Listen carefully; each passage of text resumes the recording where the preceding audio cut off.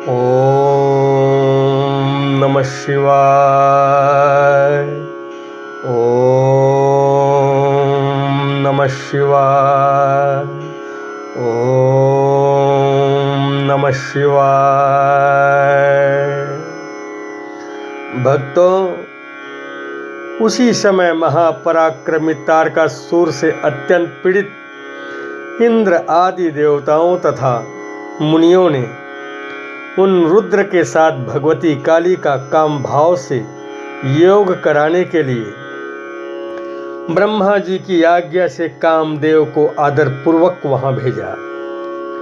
कामदेव ने वहां जाकर अपने समस्त उपाय लगाए, परंतु शिव कुछ भी विक्षुब्ध नहीं हुए और उन्होंने उसे भस्म कर दिया। आगे के अध्यायों में नारद जी के पूछने पर ब्रह्मा जी तारकासुर की उत्पत्ति तथा शंकर जी द्वारा कामदेव को भस्म करने एवं अनुग्रह करने की कथा का विस्तार से वर्णन करते हैं, जिसका संक्षेप इस प्रकार है। कश्यप की सबसे बड़ी पत्नी दीति थी। उसके दो पुत्र हिरण्याक्ष एवं हिरण्यकशिपु हुए। भगवान विष्णु ने वराह एवं नरसिंह रूप धारण कर उन दोनों का वध किया। तत्पश्चात देवगण निर्भय एवं सुखी रहने लगे। इससे दीति दुखी हुई और वह कश्यप की शरण में गई तथा उनकी सेवा कर पुनः गर्भ धारण किया। देवराज इंद्र ने अवसर पाकर उसके गर्भ में प्रविष्ट होकर उसके गर्भ के टुकड़े टुकड़े कर दिए। उसके गर्भ से 49 पुत्र उत्पन्न हुए। वे सभी पुत्र मरुत नाम के देवता हुए और स्वर्ग को चले गए। दीति ने पुनः तपस्या कर गर्भ धारण किया और देवताओं के समान बलवान वज्रांग नाम के पुत्र को जन्म दिया। वह जन्म से महाप्रतापी और बलवान था। वरांगी इसकी पत्नी थी। इनसे एक महाप्रतापी असुर का जन्म हुआ, जिसका नाम तारकासुर रखा गया। तारकासुर ने अपनी माता से आज्ञा प्राप्त कर घोर तपस्या प्रारंभ कर दी। उसकी तपस्या से प्रसन्न होकर ब्रह्मा जी वर देने को प्रकट हुए। तारकासुर ने ब्रह्मा जी से वर मांगते हुए कहा, हे महाप्रभु, आपके बनाए हुए इस समस्त लोक में कोई भी पुरुष मेरे समान बलवान न हो और शिव जी के वीर्य से उत्पन्न हुआ पुत्र देवताओं का सेनापति बनकर जब मेरे ऊपर शस्त्र प्रहार करे तब मेरी मृत्यु हो। इसके अनंतर वह दुरात्मा असुर तीनों लोकों को अपने अधीन कर स्वयं इंद्र बन बैठा। उससे पीड़ित हुए समस्त इंद्र आदि देवगण अनाथ तथा अत्यंत व्याकुल होकर ब्रह्मा के पास आए। ब्रह्मा जी से प्रार्थना कर उन्हें अपना कष्ट सुनाया। ब्रह्मा जी ने कहा, हे देवताओं, मेरे वरदान से ही वह असुर इतना बलवान हुआ है। अब उसे मारने का एक ही उपाय है कि हिमवान की पुत्री पार्वती से भगवान शंकर का विवाह संपन्न हो जाए। भगवान शंकर तपस्या में लीन हैं।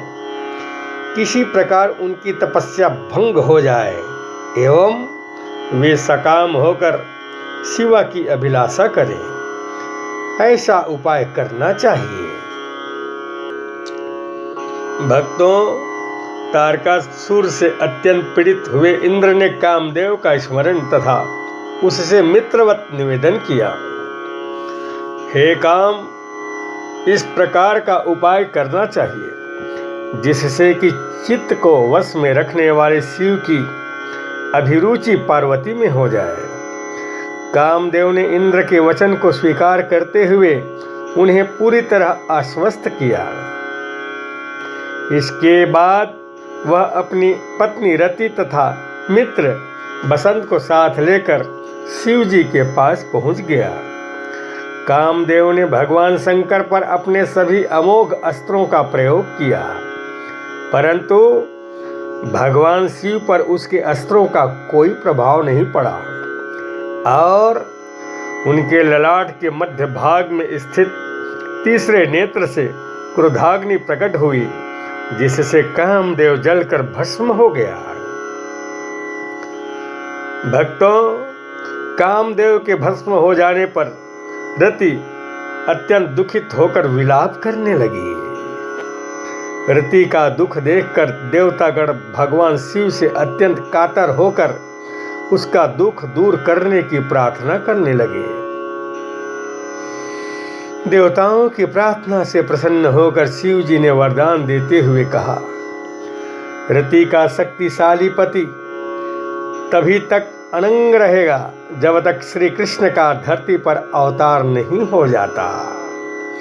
श्री कृष्ण के द्वारा रुक्मणी के गर्भ से प्रद्युम्न नाम का पुत्र होगा, वही काम के रूप में रति का पति बनेगा। इस प्रकार कहकर रुद्रदेव अंतर ध्यान हो गए और सभी देवता भी प्रसन्न हो गए। भक्तों, कामदेव को भस्म करके महादेव जी के अंतर ध्यान हो जाने पर उनके विरह से पार्वती अत्यंत व्याकुल हो गई। उन्हें कहीं भी शांति नहीं मिल रही थी। पिता के घर जाकर जब वे अपनी माता से मिली, उस समय पार्वती ने अपना नया जन्म हुआ माना। भक्तों, एक दिन इंद्र की प्रेरणा से इच्छा अनुसार घूमते हुए नारद जी हिमालय पर्वत पर पहुंचे। हिमवान ने उनका सत्कार किया और अपनी कन्या के चरित्र का पूरा वर्णन सुनाया। नारद जी गिरिराज से भगवान शिव का भजन करो ऐसा कहकर वहां से विदा हुए। वहां से वे भगवती काली के पास आ गए और उन्हें संबोधित करके उनके लिए हितकारी वचन कहने लगे। हे शिवे, तुम्हारे स्वामी महेश्वर विरक्त और महायोगी हैं। उन्होंने कामदेव को जलाकर तुम्हें सकुशल छोड़ दिया है, इसलिए तुम उत्तम तपस्या में निरत हो। चिरकाल तक महेश्वर की आराधना करो। तपस्या के द्वारा संस्कार युक्त हो जाने पर रुद्रदेव तुम्हें अपनी भार्या अवश्य बनाएंगे और तुम भी कभी कल्याणकारी शंभु का परित्याग नहीं करोगी। शिवा ने नारद जी से कहा, हे मुने, रुद्रदेव की आराधना के लिए मुझे किसी मंत्र का उपदेश कीजिए। ब्रह्मा जी बोले, हे नारद, पार्वती का यह वचन सुनकर आपने पंचाक्षर मंत्र नमः शिवाय का उन्हें विधि पूर्वक उपदेश देते हुए कहा। यह मंत्रराज सभी मंत्रों का राजा, मनोवांछित फल प्रदान करने वाला, शंकर को बहुत ही प्रिय तथा साधक को भोग और मोक्ष देने वाला है। हे शिवे, नियमों में तत्पर रहकर उनके स्वरूप का चिंतन करते हुए तुम पंचाक्षर मंत्र का जप करो। इससे शिव जी शीघ्र ही संतुष्ट होंगे। अपने माता पिता से किसी प्रकार आज्ञा प्राप्त कर भगवती पार्वती तपस्या में संलग्न हो गई और पंचाक्षर मंत्र के जप में रत होकर तप करती हुई वे भगवान शंकर का ध्यान करने लगी। इस प्रकार तप और महेश्वर का चिंतन करते हुए उन काली ने 3000 वर्ष उस तपोवन में बिता दिए। उनकी कठोर तपस्या से यह संपूर्ण चराचर जगत संतप्त होने लगा। देवता गणों ने ब्रह्मा जी के पास पहुंचकर निवेदन किया कि हे प्रभु, इस समय यह सारी सृष्टि क्यों जल रही है? इसका कारण ज्ञात नहीं हो पा रहा है। ब्रह्मा जी कहते हैं, तब मैं भगवान विष्णु से निवेदन करने के लिए उन सभी के साथ शीघ्र ही क्षीर सागर गया और उनसे सारी स्थिति का वर्णन किया। भगवान विष्णु जी बोले, मैंने सारा कारण जान लिया है। आप सब लोग पार्वती की तपस्या से संतप्त हो रहे हैं, अतः मैं आप लोगों के साथ अभी परमेश्वर के पास चल रहा हूँ। ओम नमः शिवाय। ओम नमः शिवाय। ओम नमः शिवाय।